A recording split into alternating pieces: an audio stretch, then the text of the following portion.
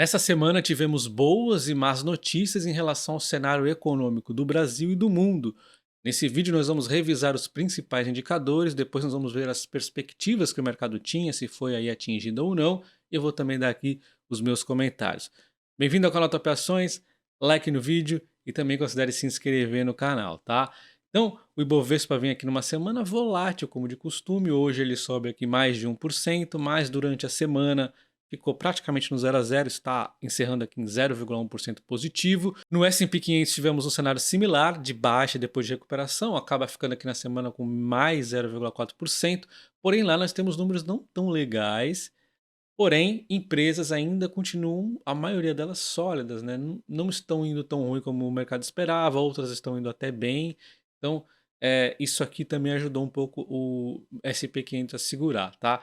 Então a gente começa com o pior número da semana, que é o PIB nos Estados Unidos, veio 1,1%, eram esperados 2% de alta, então foi bem decepcionante aqui o PIB. No trimestre do ano passado tinha fechado em 2,6%, ainda não está nem próximo de uma recessão nesse momento, mas tem que lembrar que o aumento da taxa de juros ele vai causando um impacto posterior, né? Existe um efeito aqui residual que vai acontecendo, então ainda assim existe um risco de acontecer uma recessão.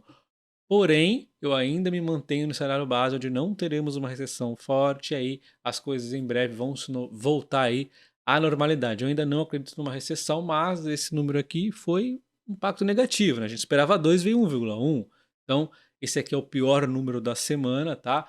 Porém, a gente olha aqui a taxa de juros nos Estados Unidos deve aumentar apenas 0,25, é isso aqui que o mercado está precificando. Então, estamos chegando ao final aqui do aumento da taxa de juros nos Estados Unidos. Então, daqui a pouco eu vou voltar um pouco mais para os Estados Unidos e para o mundo inteiro. Nós vamos rever todos os indicadores, mas vamos dar uma olhadinha no Brasil rapidamente. Nós temos desemprego chegando a 8,8, era esperado 8,7, vem um pouquinho acima, nada fora do controle. Inclusive, o número absoluto de desocupados chega a 10%, né? Atingindo 9,4 milhões de pessoas. Você imagina, é bastante coisa, né? Mas isso aqui nós tivemos o CAGED aqui no Brasil gerando 195 mil empregos.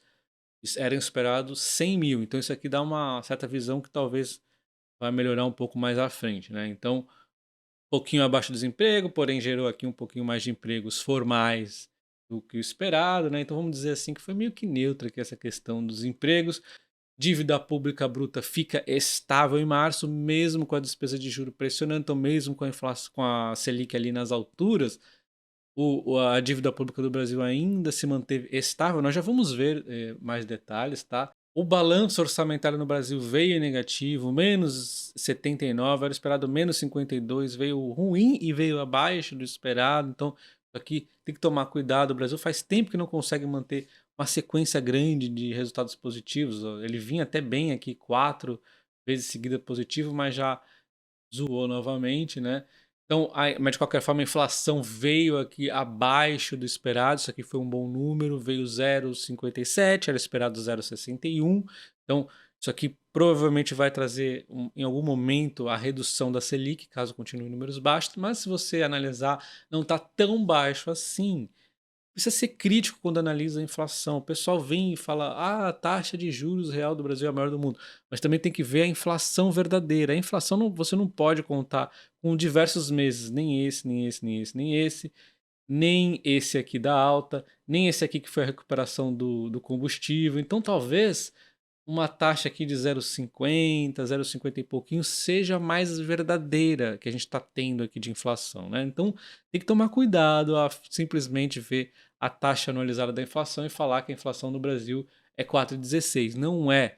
Eu imagino vai dar uns 6, 6 e pouco, né? Talvez um pouquinho menos se as coisas andarem muito bem, mas com os gastos aí saindo do controle, talvez fique em 6 e poucos por cento. A gente tem aqui o mercado estimando que vai ficar em 6,04. Eu acho bem realista esses números. Só você ver aquela média que eu mostrei ali, os principais que talvez sejam mais realistas, é mais ou menos isso que vai dar. Então, eu acho que vai ficar em 6, talvez um pouquinho mais. A meta da inflação é 3,25, porém ela tem uma margem para cima e para baixo, então ela pode chegar a 4,75 e existe 83% de chance da gente não ficar na meta da inflação. Na minha opinião, nós não ficaremos na meta da inflação. 83% é até pouco, porque não vai reduzir ao ponto de ficar ali com a inflação abaixo de 4,75. Na minha opinião, não, porque a gente tem que ver como está a inflação hoje e o que vem daqui para frente. Eu tô vendo aí, não tô vendo muita tomada de decisão que vai realmente controlar essa inflação. Enfim, para 2024 também existe essa perspectiva de que passe aqui a inflação na meta, tá? Então vamos relembrar os principais eventos da semana por dia e eu vou comentar aqui o que aconteceu. Nós temos então na segunda-feira o Boletim Foco, que trouxe aqui aqueles dados de previsão que nós acabamos de ver da inflação e tudo mais, nada de grandes novidades. Tivemos a terça-feira o Índice de Confiança no Consumidor, que veio um pouco abaixo do esperado, mas não teve grande impacto aqui, né? Terça-feira foi relativamente tranquila, exceção aqui no Brasil que teve ali o Campos Neto explicando o básico de economia, né, para os políticos. Eu acho um absurdo, vou até abrir um parênteses aqui de opinião, que eu acho que pelo menos deputados, esses cargos mais básicos, o pessoal tinha que ter uma prova de conhecimento mínimo ali de economia, básico, não precisa ser avançado, básico. E aí, o básico e um outro tema que você escolha. Ah, eu vou ser o deputado que minha pauta aqui vai ser saúde. Pô, então você faz lá uma provinha básica do como funciona o SUS, coisa básica.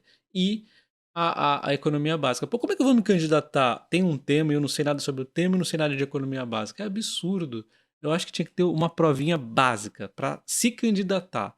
Ah, passou na prova? Então você está apto aí a se candidatar. Eu acho que tinha que ser assim. Ah, não tenho nenhuma pauta específica. Beleza, então você vai fazer economia básica, que é obrigatório, e ao invés de fazer outro tema específico seu, você vai fazer economia avançada. É isso. Eu acho que tinha que ser assim, duas provinhas básicas para o cara aí poder exercer um cargo. A não ser que seja um cargo maior, que aí vai ter os caras, por exemplo, presidente. O cara não precisa saber de economia necessariamente, deveria, mas não obrigatoriamente, que ele pode pôr um ministro da Fazenda ou da Economia aí para ajudar ele. Mas enfim, os cargos menores tinham que ter prova, na minha opinião, né? Enfim, indo para quarta-feira então, nós temos aqui o estoque do petróleo bruto, veio abaixo do esperado, a queda do estoque, isso aqui ajudou um pouco a questão do petróleo. Nós tivemos o IPCA, que nós acabamos de ver que foi positivo, era esperado então 0,61, veio 0,57, então positivo aqui na anual e no mês, né? A quinta-feira nós tivemos o IGPM no Brasil, que veio acima, era esperado 0,74, veio 0,95, né? Então isso aqui tem que ficar de olho. Até acaba sendo um pouquinho bom aí para a Taesa, né? Nessa questão, que o IGPM acabou indo acima do IPCA. Nós temos aqui o pedido de seguro-desemprego nos Estados Unidos, aqui, ó, era esperado 250, veio 230, então veio um pouco abaixo. Legal que mostra que a economia ainda está sólida, não veio tão baixo para não afetar, assustar aqui a relação da inflação, né? Então, tudo ok aqui, foi tranquilo esse número. O PIB, que foi o número negativo, veio aqui 1,1, era esperado 2.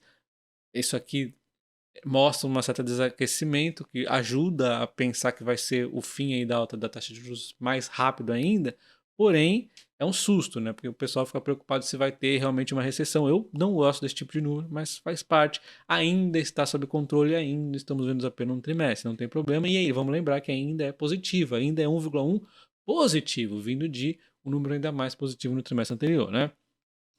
O caixa de emprego, como nós vimos, veio acima aqui, né? Era esperado 100, criou 196. E aí, na sexta-feira, nós tivemos o IPC na Alemanha, 0,6, veio 0,4, positivo. A inflação na Alemanha dá um indicador que talvez a Europa comece também a conseguir controlar a inflação lá, né?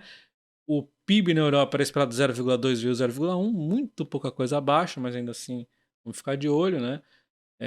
Eu acho que tá ok aqui a Europa, né? Não vindo para recessão, que era a Europa que mais se preocupava, já tá ok, né? Não vindo uma recessão severa lá. É, dívida e PIB no Brasil 73% era esperado, veio 73%, perfeito, porque veio dentro do esperado, né? Então, mesmo com a inflação, mesmo com a Selic em alta, né? Balanço orçamentário menos 52 nós vimos que veio abaixo realmente, e o IPP, o índice de preço aqui para o produtor, veio menos 0,66, era esperado aqui menos 0,2, positivo, porque isso aqui pode dar um indicador que talvez no futuro aqui ajude a colaborar positivamente em relação à inflação. Então, né, vamos ver aí. É só um leve indicador disso. E a taxa de desemprego no Brasil era 8,7, veio 8,8, então veio um pouquinho acima. O índice de preço de despesa ao consumo pessoal nos Estados Unidos era 0,3, veio 0,1 positivo, então, né? Eu sempre deixo de azul os indicadores principais aqui durante a semana. Você pode conferir, inclusive, lá no canal topações.com.br. Vocês viram, tiveram números um pouco positivos, outros nem tanto, mas a situação segue sob controle, ainda continuo acreditando que não teremos recessão nos Estados Unidos muito forte, com isso facilita a nós, no Brasil, não termos uma recessão também mais forte, né? Então ajuda bastante, continuo investindo aqui no Brasil, embora esse mês eu comprei um pouco menos do que no mês passado, que eu comprei muito, na verdade, então desacelerei a compra por conta das compras pesadas no mês anterior. E aí a gente vê o dólar abaixo de R$ 5.